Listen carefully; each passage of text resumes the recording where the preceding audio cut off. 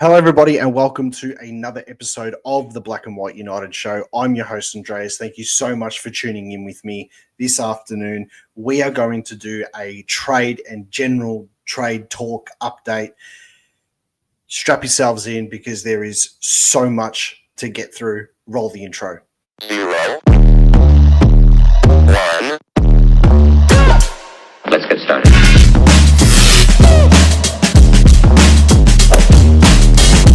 Okay, so first and foremost, let's all rejoice in Jamie Elliott signing a 2-year contract with Collingwood at, from what's led to be believed, which is pretty accurate, a $650,000 deal per season.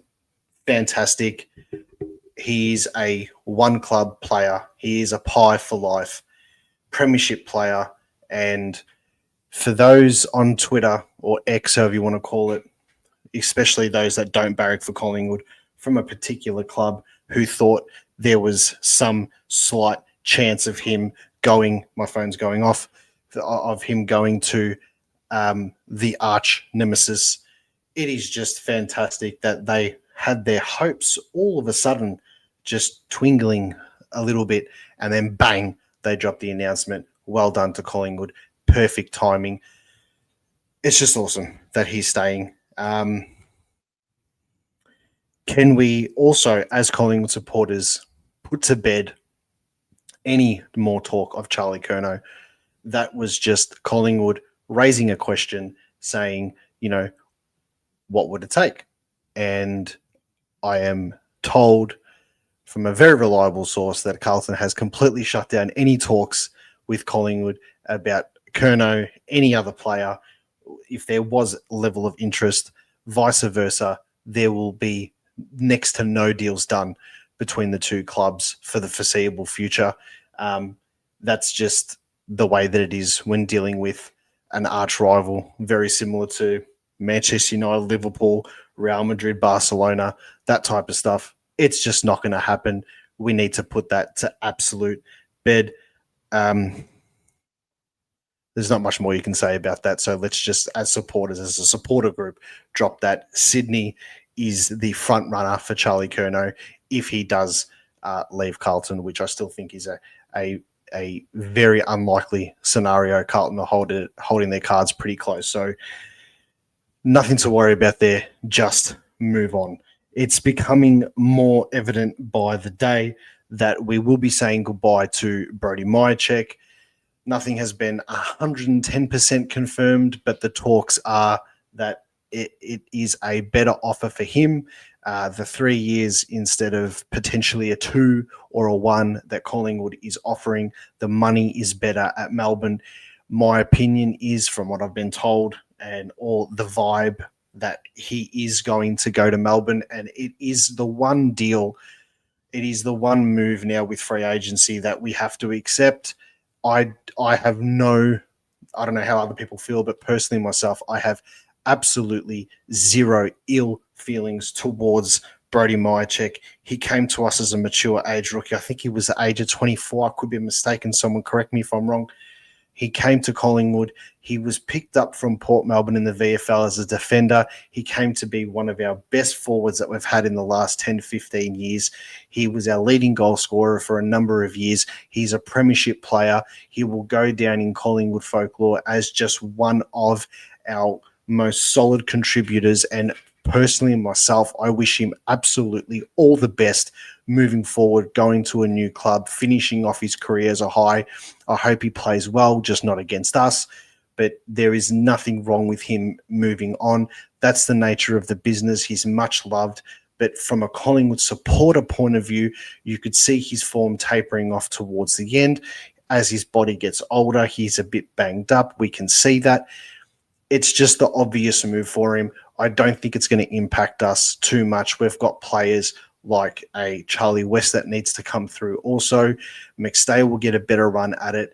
And also we've got players like a member who's contracted for next season also. So you'll see these players push. And then with the re-signing of Jamie Elliott, I don't think it's going to impact us too much. Moving on from that perfect segue, we've got Buller from Sydney, who's been offered a 2-year contract from Sydney, but he's been offered a 2-year contract from Collingwood. He has informed Sydney of his desire to get to Collingwood. It needs to be a trade. What we're going to trade for that, I don't know. It could be a second-round pick or a second and a future third or something, just as a sweetener to Sydney. He will then come into the forward line. I've got a couple of Sydney supporter mates who are spewing that he has requested to leave and come to Collingwood. He showed a lot, they reckon, over the back end of the season. So it's a blow to the Swans, but that's an awesome pickup for us. And then with him coming into, you can sort of see why the Mihocek move, it's not going to impact us too much. I will get to some other topics now. There is one in particular which is doing the rounds today. I have a slight update on that too, which I will let you guys know. So we'll get into that now. Okay, so Jacob Blight, the listed defender from Richmond, has attracted Collingwood interest. He has done a medical with the football club. This is going to be a free hit, a free pickup. He's a delisted free agent now, technically, because Richmond have said goodbye to him, so we can pick him up for next to nothing. And I think he will complement our backline quite well. He may not play every single game, but I personally find it very interesting that Richmond have delisted him. If you look at Uze's comments throughout the back half of the season, throughout the season, he was saying that, he's a big body, he's a great kid, this, that. So why would they delist him? I don't know. But the fact that he's become available, done a medical at Collingwood, I think it's very likely that we will pick him up just to strengthen our backline a fair bit. The other talk was doing the rounds potentially about Caminiti from St Kilda. Now, I know there's a few people that have been interested and sent messages over and stuff like that. Now, the Caminiti interest, I would say 2 weeks ago was fairly strong because it was something new. At the moment, there's been no more that's been said about it. Does he come to Collingwood? Who knows? I'm led to believe his sister is going to be moving to the Collingwood VFL team next year, so he's very close with his family. So there is a chance there, but whether or not a deal can be done for him to come down, I don't think so. I think that's a bit more of a wishful thinking as opposed to we're going after him. I think if we were going after him quite significantly, there would have been more words about that. A utility, someone who can play in defence, someone who we can swing up forward a little bit. But yeah, there's been nothing said about that. So for those who are wondering about the Caminiti side of things from St Kilda, I would tend to believe that he would be staying at St Kilda for next season. So the other one that has been doing the rounds quite a bit is the Stephen May situation at Melbourne. Now, in order for a deal to get done, I know it's controversial, and I'll go into that aspect of it in a minute, but the thing is, Melbourne are looking to get rid of him. They've said that we'll keep you, but we can't guarantee, obviously, game time, etc. Fine, no worries. Collingwood have interest in Stephen May. That is 110% factual. We have interest in him to come into our defence and obviously help the youngsters grow and see what he can provide us over the next 1 to 2 seasons. As reported today, the interest in him to take it to the next level and potentially join us now that the trade period and everything officially opens up tomorrow has cooled off a little bit. I think if this deal gets done, and I'm very confident when I say this, if this deal was to get done, it would get done towards the back end of the trade period if we feel like it could be a good fit. Now, going to what a lot of supporters are saying online about the cultural fit, this, that, his misdemeanors with Melbourne, the argy-bargy with Max Gawn after we beat him by a point. There's all this type of stuff. Now, Collingwood's culture compared to other clubs' cultures is completely different. Over the past 5 years, this club has moved heaven and earth to get the Collingwood Football Club to a place that shows respect, it's a family environment. It is completely different to how the perception of it was, 5, 6, 7 years ago, since after we lost the granny in 2018. So supporters need to try and focus in on what is needed more on the field. The club will look after anything that happens from behind closed doors. Okay. Now, I can understand where people are coming from in regards to the Stephen May, the attitude stuff and everything, and they are well within their rights to talk about that type of stuff. But the club will sort it out if we decide to go for him. As it stands now, it's cooled off a little bit, but that's just the general vibe of how these things work. And then right on deadline day, it could be, no, I want to get to Collingwood, or I want to get to this club, and that club then will offer the pick to Melbourne. What would it take? A late second rounder, third rounder, and he will move, and they will get him off their books. Okay, so the big one. The big one that was dropped today was the Clayton Oliver situation. He had the meeting with Melbourne. It has been reported. It didn't go to plan with the new coach. He wasn't happy with what was being said to him about his new role at the football club. I don't have the information of what that role is. That'll come out on Trade Radio, that'll come out on SEN, that'll come out in general over the next 24 hours.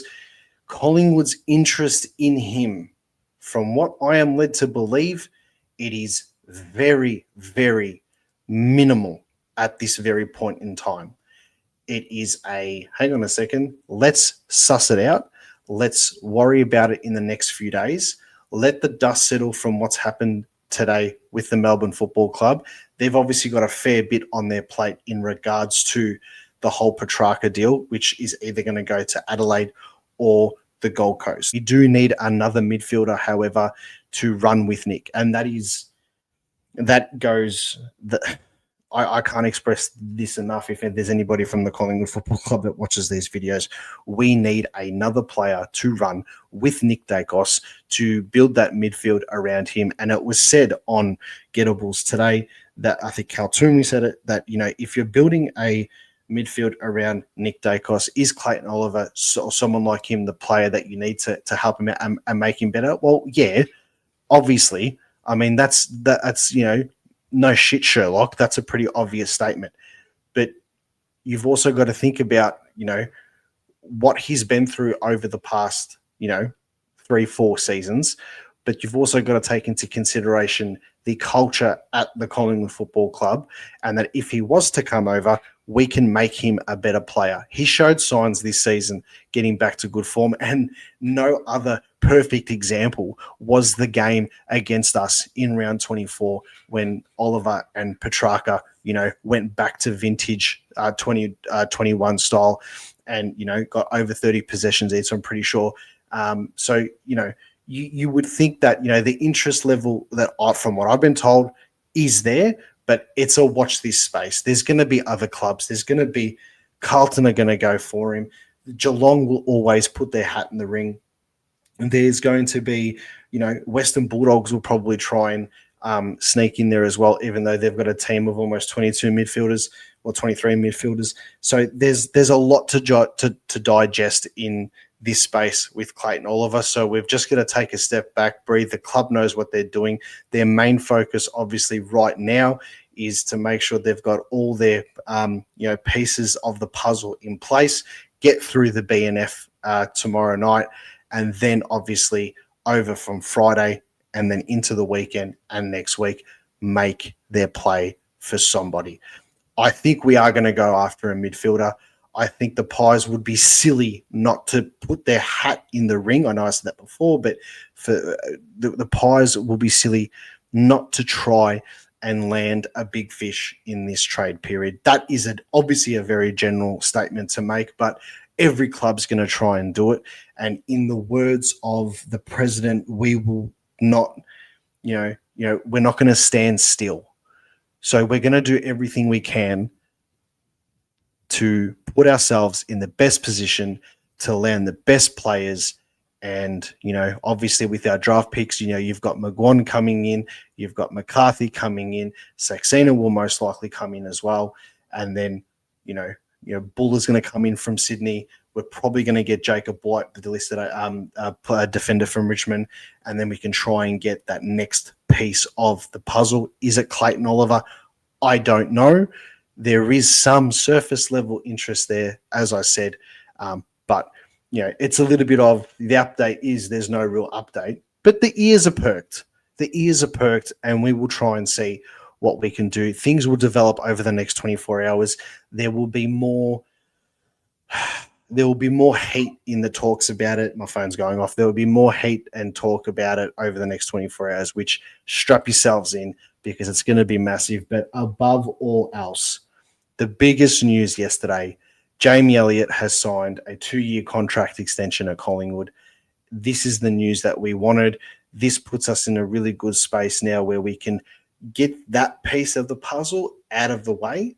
And now we can go forward and try our best to make this team and fill the gaps that we need, whether it's in defense, midfield, and potentially in the forward line, and try and bring it all together. It's going to be a fascinating, week of speculation and see who requests a trade to Collingwood, or if there's any other news coming out. But when it does break, please give us a follow on X, give us a follow on Instagram. Tell your friends and all your family and stuff to subscribe to the channel. I will bring you the news as quick as I possibly can, and it's coming through right now. If you can, that'd be awesome. Make sure you drop a comment. Make sure you tell me what you think. Call it as you see it. And as always, skate up high.